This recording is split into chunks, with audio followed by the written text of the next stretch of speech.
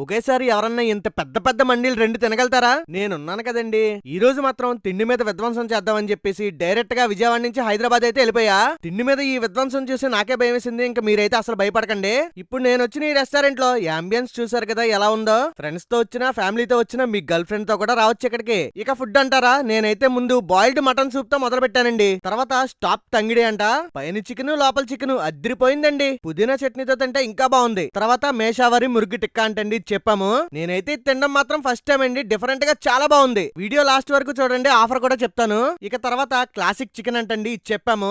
ఒక్క మాటలో చెప్పాలంటే ఇది మాత్రం నెక్స్ట్ లెవెల్ లో ఉంది.